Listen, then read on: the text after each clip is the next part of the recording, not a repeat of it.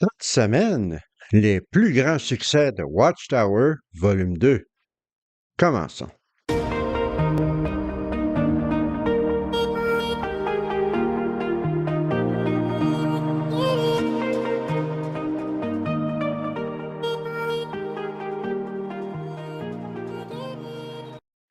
Bonjour et bienvenue à une nouvelle vidéo sur la vérité concernant Watchtower et les témoins de Jéhovah.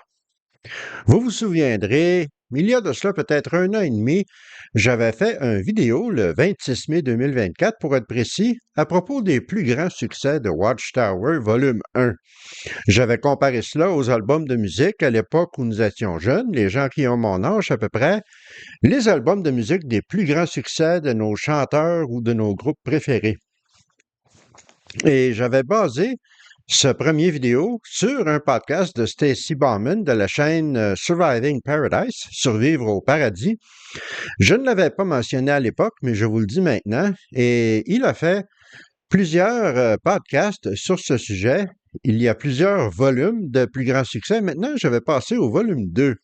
Il y aura un lien, bien entendu, dans la description pour le podcast original de Stacy Bauman en anglais. Je vais ici le traduire et me servir de ses recherches, mais je vais y rajouter mes opinions, ma façon de voir les choses et un peu de mon humour québécois, si on veut, et mon expérience dans ces sujets. Commençons donc avec les plus grands succès de Watchtower, volume 2. Et honnêtement, le Collège central et les présidents de Watchtower au fil de l'histoire de cette secte rendent les choses tellement faciles. Il y a tellement de matériel, une abondance de matériel qu'on peut utiliser pour faire ce genre de compilation des plus grands succès. Et on va trouver des choses hilarantes, des choses loufoques, des choses tristes et même des choses dangereuses. Et on va révéler ces choses-là et on va s'en servir pour se moquer et dénoncer le Collège central et Watchtower dans leurs efforts d'endoctrinement et à quel point ils sont ridicules quelquefois. Et n'oubliez pas que Watchtower disent qu'ils ont été choisis par Jésus lui-même en 1919, lorsqu'il est venu analyser toutes les religions de la terre pour choisir son représentant. Ils disent que c'est eux. Donc, même si j'avais cherché des choses qui sont lointaines dans le passé, il ne faut pas oublier que Watchtower disent que tout cela venait directement de Jésus et donc de Dieu. Et c'est important que ces choses-là soient connues des témoins de Jéhovah ordinaires, parce que l'immense majorité d'entre eux ne savent rien de toutes les choses que je vais vous mentionner aujourd'hui. En fait, c'est soigneusement caché par le Collège central d'aujourd'hui parce qu'ils se rendent compte à quel point c'est embarrassant et c'est gênant et c'est humiliant pour eux de dire que ces choses-là venaient de la société Watchtower à l'époque et que ça venait directement de Jésus, car ce sont des choses stupides, ridicules et dangereuses dans bien des cas. Le premier grand succès dans le volume 2, c'est tout ce qui est païen. Et oui, vous le savez comme moi, tous les jours fériés, toutes les occasions spéciales, toutes les pratiques inoffensives que nous voyons dans la vie de tous les jours, c'était interdit par Watchtower et dans bien des cas, ça le demeure toujours parce que ce sont des choses d'origine païenne. Oui, païenne. Il y a tellement une longue liste de choses qui sont considérées païennes par Watchtower qu'on pourrait faire une vidéo de plusieurs heures pour parler de tout cela. Mais nous allons nous concentrer sur quelques exemples. Mais allons voir un article du Réveillez-vous du 22 septembre 2003 qui parlait des piñatas. Alors, si vous regardez la photo, vous savez c'est quoi une piñata? C'est un genre de mannequin qui est fait en papier mâché ou en carton qu'on accrochait par une corde et qu'on frappait avec un bâton pour l'ouvrir.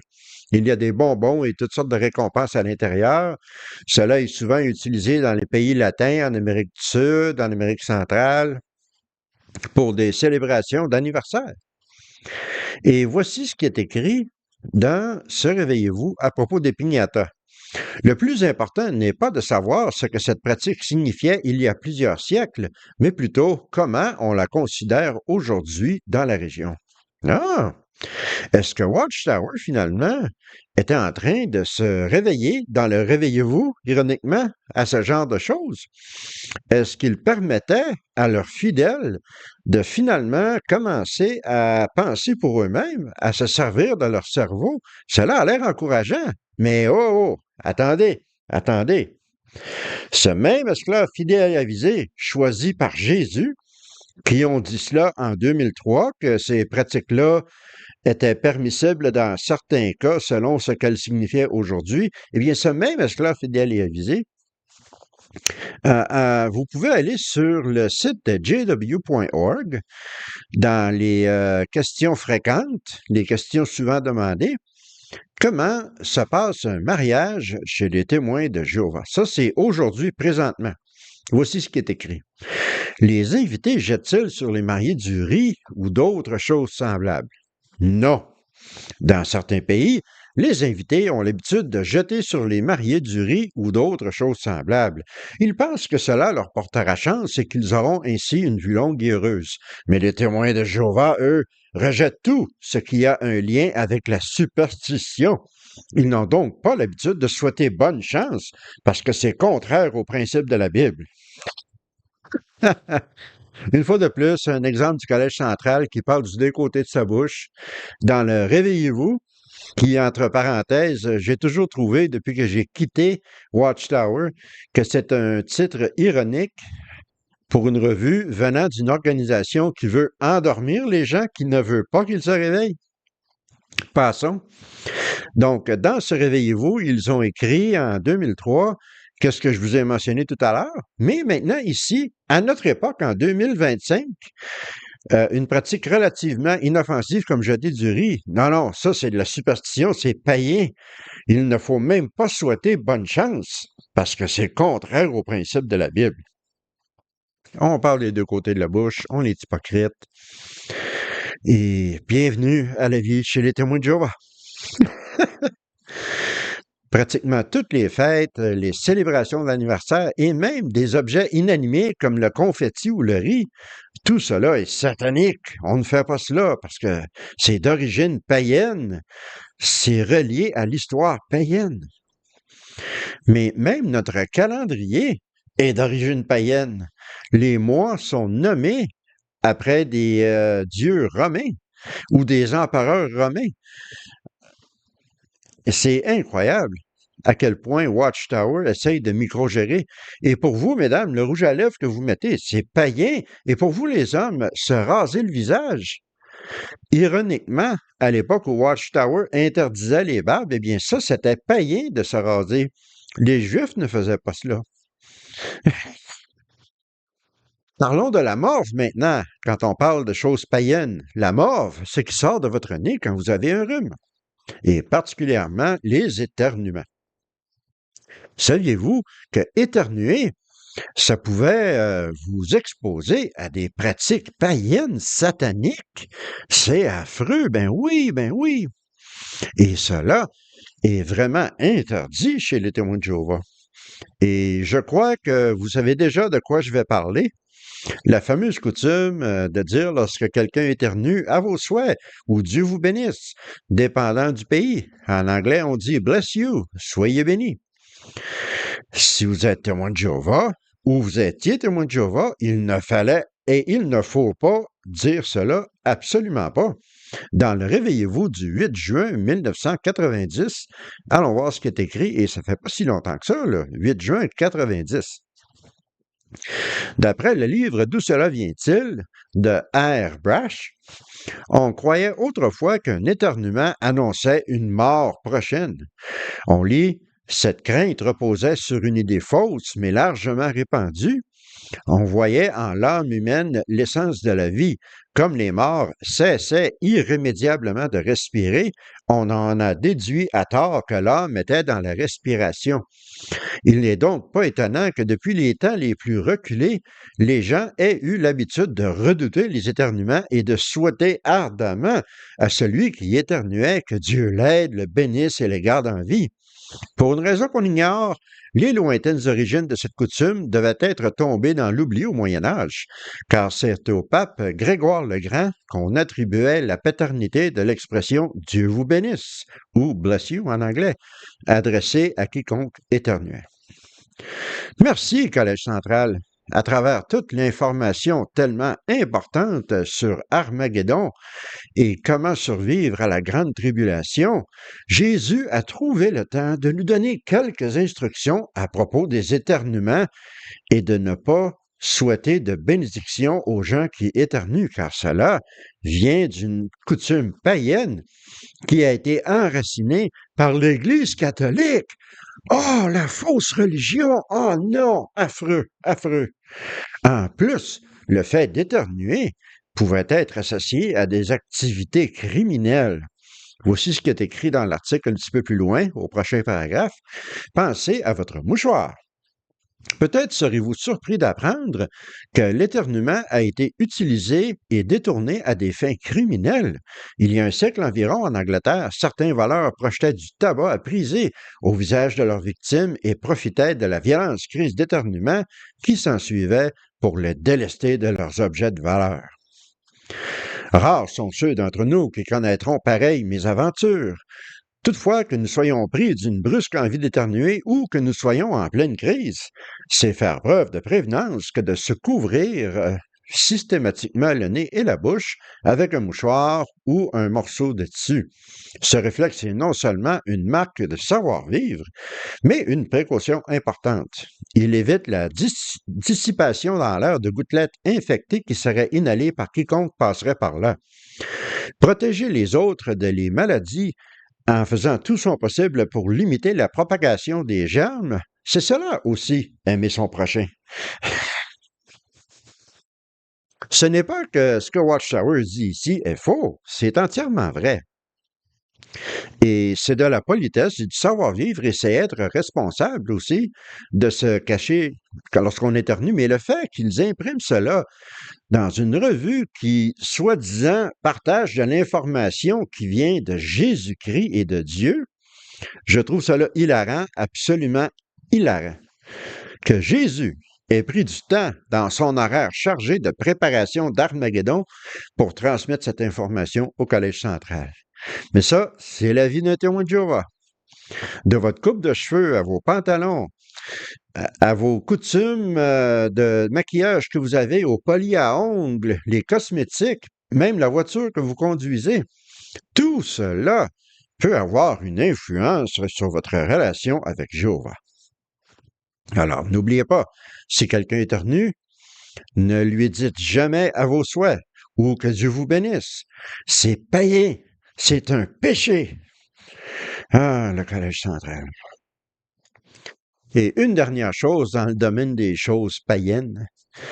Certainement, beaucoup d'entre vous, vous avez un petit carillon à vent lorsque vous mettez ça dehors sur votre balcon. Si vous regardez la photo ici, lorsque le vent souffle, cela fait des sons plaisants. Ça peut être en métal, en bois, etc. C'est un son qui est apaisant, qui peut être agréable. Mais est-ce que vous saviez que c'est une coutume païenne? Oui.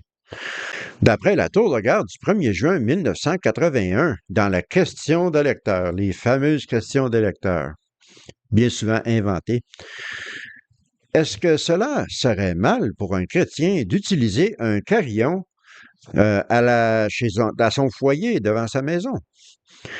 Et l'esclave fidèle y a visé de répondre. Beaucoup de gens ont utilisé ce genre de carillon pour donner un aspect musical plaisant à leur foyer.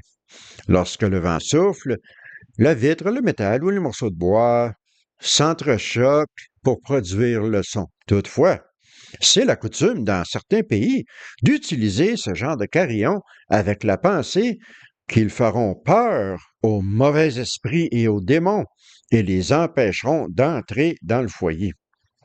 Évidemment, un chrétien n'utiliserait pas un carillon pour une telle raison. Donc, si il y a une croyance superstitieuse de ce genre dans votre pays ou dans votre communauté, il ne serait pas sage d'avoir un carillon chez vous. Ainsi, personne ne trébuchera ou aura l'impression que les témoins de Jéhovah utilisent un carillon avant pour une raison superstitieuse, non biblique ou démoniaque. Toutefois, si la raison que vous avez d'utiliser un carillon n'a rien à voir avec la fausse religion, la superstition ou le satanisme, et qu'il n'y a pas de possibilité que les autres pourraient avoir la mauvaise impression, eh bien, c'est une simple décision personnelle. Ah. Donc, d'après le sclave fidèle et avisé, d'après la sagesse reçue de Jésus, si personne ne pense que vous luttez contre Satan et ses démons avec votre petit carillon, eh bien, vous pouvez en avoir un. Et bienvenue une fois de plus au plus grand succès de Watchtower Volume 2. Éternuer, lancer du riz à un mariage, des carillons, certains sont mauvais. D'autres, ça dépend de votre conscience. Ça dépend des coutumes. Quelques-unes de ces coutumes vont vous détruire à Armageddon, mais tout cela revient à ce que le Collège central dit et les hommes choisis par Jésus disent. Personne ne croit vraiment aux poupées vaudou ou que les schtroumpfs fassent parler et courir dans les allées des salles du royaume ou qu'ils sont des démons. Mais les témoins de Jéhovah n'ont pas le droit d'avoir ces choses-là. Ils n'ont pas le droit d'avoir ces objets. Ces objets ne sont pas acceptables. Ils sont des symboles de satanisme. N'est-ce pas que c'est ridicule? Toutes ces choses-là, c'est certaines des choses les plus stupides en ce qui concerne le paganisme. Mais ce qui est important ici, c'est comment le Collège central microgère des millions de gens sur des choses qui n'ont vraiment aucune importance et qui n'ont vraiment pas de poids en ce qui concerne la doctrine religieuse ou la pratique religieuse. Ce sont des coutumes qui datent de, voilà, des siècles. On s'en fout. Ce sont des choses tellement inconséquentes. Et pourtant, le Collège central disent qu'ils ont reçu cette sagesse de Jésus à propos de ces choses triviales et sans importance. C'est de la microgestion. Passons maintenant au deuxième extrait du volume 2 des plus grands succès de Watchtower, la charité. Et oui, il faut aimer son voisin, mais il ne faut pas l'aider. Voyons voir ce qu'il y en est. Et bien que personnellement, j'ai vu beaucoup de témoins de Jéhovah aider les gens, aider les sans-abri, donner à la charité. Qu'est-ce qui vient du Collège central? Eh bien, deux choses. Comment est-ce que nous aidons notre voisin? En lui prêchant la bonne nouvelle, en lui disant qu'il sera détruit s'il ne devient pas témoin de Jéhovah. Et deux, envoyez toutes vos ressources financières, non pas à une charité de votre choix, mais au Collège central dans l'État de New York. Ils décideront comment utiliser ces ressources, même si cela implique vos collègues témoins de Jéhovah. Et n'est-ce pas cela que Jésus voulait dire lorsqu'il a parlé de la règle d'or, de traiter votre prochain comme vous voudriez que votre prochain vous traite? Mais n'oubliez pas une chose, d'après le Collège central, si vous voulez aider une charité, si vous voulez aider les sans-abri, vous avez un péché caché, vous avez une conscience coupable, ou vous avez un ego démesuré, vous pensez plus important que les autres. Il y a quelque chose qui cloche chez vous si vous voulez aider les autres. Il y a des choses secrètes, des péchés cachés. Dans la tour de garde du 1er mai 1969, voyez ce qui est écrit. S'il y a des dons matériels à des charités, par exemple, c'est parce qu'il y a un besoin de soulager une conscience ou parce que notre réputation est mise en question. Alors, si vous donnez à votre prochain d'une façon pratique, vous donnez votre temps, votre argent, c'est parce que vous avez une mauvaise conscience. C'est parce que vous êtes un égomaniaque qui veut avoir une bonne réputation devant les autres. Alors, le bon Samaritain qui a aidé l'homme qui s'était fait attaquer dans la parabole de Jésus-Christ, Eh bien, peut-être qu'il sortait de la maison d'une prostituée et il avait une conscience coupable, il voulait la soulager. Ou peut-être voulait-il se bâtir une bonne réputation devant les Juifs, qui sait? Mais ce n'est certainement pas parce qu'il avait de la compassion ou parce qu'il avait de l'amour pour son prochain. Non, non, non, non, impossible. Et voyez comment la société Watchtower, comment le Collège central applique justement la parabole du bon samaritain. Et si vous trouvez que 1969, c'était trop loin dans le passé, allons voir la tour de garde du mois de mai 2017. Je n'en reviens toujours pas.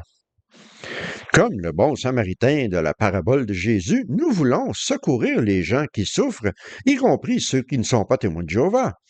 La meilleure façon de les aider est de leur prêcher la bonne nouvelle. Et voici un ancien qui parle. C'est important de bien faire savoir depuis le début que nous sommes témoins de Jéhovah et que notre mission première est de les aider spirituellement et non matériellement. Sinon, ils risquent de nous fréquenter uniquement par intérêt. Bienvenue au paradis spirituel de Watchtower. Relisons un peu la citation de cet ancien. C'est important de bien faire savoir dès le début que nous sommes témoins de Jéhovah et que notre mission première est de les aider spirituellement et non matériellement. Alors, tu as faim? Non. Pas de nourriture. Mais voici une tour de garde. Voici un réveillez-vous. Voici un livre. La meilleure façon d'aider ceux qui sont dans le besoin, c'est d'être debout à côté d'un chariot pendant quelques heures dans votre ville ou dans votre parc pour des gens qui n'ont pas besoin de votre aide, qui passent à côté de vous avec une tasse de café à la main, qui détournent le regard lorsqu'ils passent, et d'ignorer peut-être cette mère célibataire sans abri avec son enfant qui ont faim, qui veulent manger.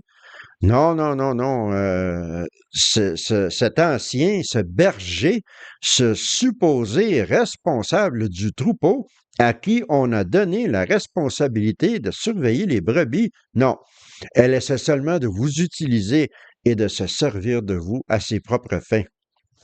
Et oui, il faut être réaliste et ne pas être naïf. Il y a des gens qui vont essayer d'abuser de votre générosité, d'abuser de votre gentillesse et de votre instinct d'aider les autres. Mais ce que le Collège central ici est en train de dire, ce n'est pas un conseil spécifique pour certains cas. Non, non, c'est un conseil global, général pour tous les cas. Et cela est imprimé dans leur revue, dans leur tour de garde, et c'est un conseil qui est insultant et même cruel, je dirais. En 2017, ils ont écrit cela. Les gens essaient de se servir de vous. Vous ne devez pas leur donner à manger. Vous ne devez pas les aider d'une façon pratique. On ne peut pas donner notre sang et non, ça pourrait sauver une vie. Oh, non, non, non. On ne peut pas donner d'argent à une cause à laquelle on croit. On ne peut pas être un volontaire dans une maison pour les sans-abri pour aider ceux qui sont dans le besoin. Non, non, non, non. Le premier but de votre vie en tant que témoin de Jéhovah, ce n'est pas d'offrir de l'aide pratique et tangible, comme on a vu le bon samaritain faire. Non, c'est de prêcher la bonne nouvelle et d'aider les gens spirituellement. Et qu'est-ce que cela veut dire? Ça veut dire leur donner des revues, leur donner des livres. Et laissez-moi vous dire que cela est complètement sans cœur, cruel, comme je l'ai mentionné tout à l'heure. Et allons voir maintenant la tour de garde du mois de mai 2021, encore plus récent. Beaucoup pensent aussi que nous devrions construire des écoles et des hôpitaux ou nous consacrer à des œuvres de charité. Ils trébuchent parce que notre objectif principal est de prêcher la bonne nouvelle et non de résoudre les problèmes du monde. Alors, le monde, qu'ils s'arrachent avec leurs troubles, on s'en fout. Comme on dit au Québec, on s'en calisse. Excusez le juron. C'est un juron très québécois. Et non, notre seul travail, c'est de prêcher la bonne nouvelle. Il ne faut pas donner aux œuvres de charité. On ne va pas aider à construire des écoles ou des hôpitaux dans certains pays. Non, non, non, non, rien de tout cela. C'est pas notre problème, c'est les problèmes du monde. Ils peuvent s'arranger avec leurs propres problèmes. Et tout cela est en conflit direct non seulement avec l'illustration du bon samaritain, mais avec la personnalité de Jésus, avec qui il était. Jésus, même lorsqu'il était fatigué, il était brûlé, il n'avait plus d'énergie, ni mentalement, ni émotionnellement, et malgré cela, il a continué à aider les gens en leur donnant de la nourriture, en leur donnant du réconfort. Il ne leur a pas donné des livres et des revues, il leur a donné des choses pratiques dont ils avaient besoin. Tout cela pour dire que cette attitude envers la charité et aider les autres matériellement, de ne pas le faire, d'après le Collège central, c'est une des choses les plus absurdes, les plus ridicules que le Collège central a enseigné à des millions de témoins de Jéhovah et qu'il continue à enseigner jusqu'à ce jour, dans la tour de garde de 2021 qu'on a vu tout à l'heure. Pas d'école, pas d'hôpitaux. On va construire un studio de télévision, un parc d'amusement dans l'État de New York. On va investir des millions en système de son pour l'Afrique, mais on ne nourrira pas ceux qui sont dans le besoin. Dans la tour de garde du 1er juin 2003, vous voyez ce qui est écrit. Le meilleur des dons. Il existe un don supérieur à la charité. Jésus y a fait allusion lorsqu'un jeune chef riche lui a demandé ce qu'il devait faire pour obtenir la vie éternelle. Et Jésus lui a répondu, « Va vendre tes biens et donne aux pauvres, et tu auras un trésor dans le ciel, puis viens, suis-moi. » Notez que Jésus ne s'est pas contenté de dire « Donne aux pauvres et tu obtiendras la vie ». Il a ajouté « Suis-moi ». Autrement dit, bien que les œuvres charitables soient louables et bénéfiques, être disciple du Christ va plus loin. C'est insultant, c'est enrageant. Le Collège central ici, Watchtower, s'est servi d'un verset où Jésus dit carrément de donner aux pauvres avant de devenir son disciple. Ils ont tordu cela pour dire que c'était plus important de devenir disciple de Jésus et de suivre le Collège central, d'après eux, que de donner aux pauvres. Ouais. C'est louable, c'est bénéfique de donner aux œuvres de charité, mais être disciple de Watchtower, parce que n'oublions pas que c'est la tour de garde ici, là. C'est ça qui est le plus important. C'est soit un trouble de la compréhension de la part du Collège central, ou c'est carrément de la cruauté et de la méchanceté, alors qu'ils tordent la Bible, ils tordent une histoire de la Bible qu'un enfant pourrait comprendre et la transforment en quelque chose qui ne veut absolument pas dire ce que cette illustration biblique dit. En conclusion, nous, les témoins de Jéhovah, nous ne donnons pas à la charité, nous n'aidons pas les gens qui ont faim de façon pratique, nous les aidons en termes spirituels. Et ça veut dire leur donner un livre et les inviter à la salle du royaume. Bon. Et passons maintenant au troisième extrait du volume 2 des plus grands succès de Watchtower. Est-ce que vous vous souvenez des grandes assemblées districts à l'époque où moi j'étais jeune? Ici à Montréal, c'était au Stade olympique, comme je l'ai déjà mentionné. En Europe, c'était probablement dans des stades de foot. C'était l'événement de l'année. On allait magasiner pour des nouveaux vêtements pour bien paraître. On se préparait à rencontrer des amis ou de la famille qu'on n'avait pas vus depuis plusieurs mois, voire des années. C'était l'événement de l'année. Et ça l'était pour moi, en tout cas. Je vais toujours aux assemblées, pas nécessairement pour les platitudes qui nous étaient équilibrées depuis la plateforme, mais pour le fait de rencontrer tous ces gens, tous ces amis que je n'avais pas vus depuis longtemps. Et vous vous souviendrez aussi que le Collège central, lorsqu'il y avait une grande assemblée comme cela, il faisait de la microgestion. Oui, de la microgestion. Toute petite, là. C'était absurde à quel point le Collège central voulait tout contrôler. Comment s'habiller, comment quitter la chambre d'hôtel, comment donner du pourboire, quelle quantité donner de pourboire. Et c'est une religion qui est basée sur le libre arbitre. Oui. Mais on va microgérer tout. Et si vous voulez savoir à quel point le Collège central microgérait les témoins de Jéhovah et encore aujourd'hui, ne regardons pas plus loin que l'exemple que je vais maintenant utiliser dans mon numéro 3 de mon extrait des plus grands succès de Watchtower volume 2. Et je vous avertis maintenant, je vais probablement être juvénile. Ouais. Et c'est quasiment impossible de ne pas l'être.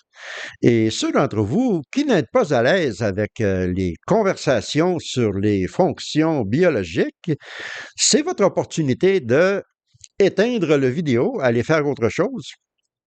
Mais beaucoup d'entre vous, vous êtes probablement en train de vous demander de quoi est-ce qu'il parle. Eh bien, comment le Collège central a microgéré tout en ce qui a rapport aux assemblées. Comment les jeunes vont aller faire pipi et caca aux assemblées. Eh oui, c'est vrai. Et si vous êtes complètement époustouflé, je vous présente l'extrait numéro 3 dans le volume 2 des plus grands succès de Watchtower. Les témoins de Jéhovah doivent surveiller quand ils vont faire pipi et caca, sinon ils pourraient faire face à un jugement à Armageddon. Et si vous n'avez pas ri jusqu'à maintenant pendant cet épisode, cette vidéo, je vais me considérer un échec total si ce troisième exemple ne vous fait pas rire.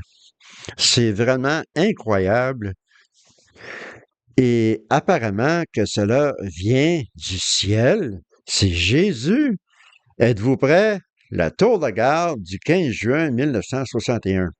Je vous garantis que cette pépite de sagesse divine vous donnera des frissons. Et vous, jeune personne, qu'en est-il de votre politesse chrétienne? Est-ce qu'elle montre que vous connaissez votre place et que vous appréciez que vous venez aux réunions pour écouter et apprendre? De la mauvaise politesse montre un manque de respect envers Jéhovah Dieu, envers sa parole, envers sa congrégation et envers vos aînés, incluant vos parents. Quelques-uns d'entre vous avaient la mauvaise habitude d'aller souvent à la salle de bain pendant les réunions. Sans doute, est-ce que vous avez appris cette mauvaise habitude des délinquants juvéniles avec qui vous êtes obligés de tenir compagnie dans les écoles publiques et qui s'en servent, eux, comme un moyen de donner une expression à leur frustration et à leur rébellion? Ne les imitez pas! Vous savez qu'ils périront à Armageddon, alors que vous avez l'espoir de survivre et de vivre dans le nouveau système, n'est-ce pas? Et où commencer avec cette pépite de sagesse qui nous vient du trône de Jésus-Christ d'après le Collège central? Lorsqu'un enfant n'est plus capable de se retenir, il a trop envie d'aller aux toilettes. Eh bien, d'après cette tour de garde, il est un jeune homme rebelle, comme les délinquants juvéniles à l'école. Et il sera détruit à Armageddon en plus. Imaginez un peu la terreur que cela pouvait engendrer chez des enfants, des jeunes enfants de 6, 7, 8, 9, 10 ans. C'était affreux. Vous allez être détruit si vous allez aux toilettes. C'est absurde. On en rit, mais à cet âge-là, entendre une pareille équilibration stupide, ils prenaient ça au sérieux, les enfants. Ils se retenaient d'aller aux toilettes. C'était littéral. Vous êtes mieux de vous retenir. N'allez pas pisser, n'allez pas faire caca, parce que vous pourriez être détruit à Armageddon. Imaginez un peu. Mais honnêtement, tout ce pipi et tout ce caca aux salles du royaume et aux assemblées, c'est la faute des parents. Oui, oui, oui, c'est la faute des parents. Allons voir le ministère du royaume du mois de mai 1991. On parlait ici de comment se préparer pour l'Assemblée de 1991 et on mentionne ici des enfants dissipés ont même manqué de respect envers les témoins plus âgés qui essaient de les corriger gentiment. Cette conduite turbulente et indigne d'un chrétien résulte souvent d'un manque de discipline au foyer. Il faut de toute évidence la corriger. Tous les parents chrétiens doivent surveiller attentivement leurs enfants en tout temps afin de les élever dans la discipline et l'éducation mentale de Jéhovah. Pauvres enfants. Quel est le résultat de tous ces conseils généreusement donnés par le Collège central, eh bien, vous êtes un enfant à une assemblée, vous avez besoin d'aller aux toilettes, vous demandez à vos parents, s'il vous plaît, laisse-moi aller aux toilettes. Et il y a deux groupes de personnes qui sont à blâmer pour cette attitude rebelle et pécheresse. Et le premier groupe, les enfants rebelles et frustrés à l'école, qui font aussi pipi et caca, mais qui sont apparemment rebelles.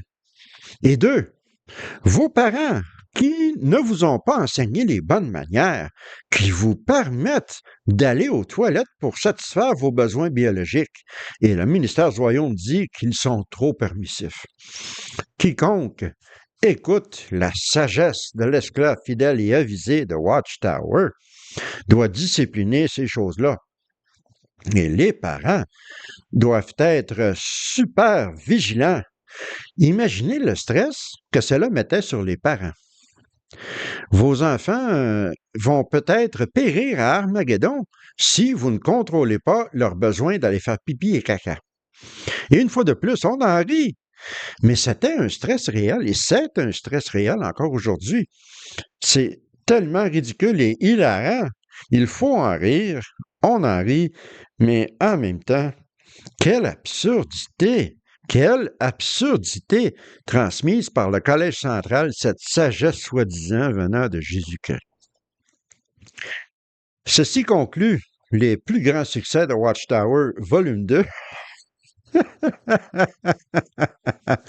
J'espère que vous avez trouvé cela amusant. J'espère que vous avez ri un peu. Et je vous reverrai la semaine prochaine. D'ici là, je vous souhaite une bonne semaine. Prenez bien soin de vous et à la prochaine.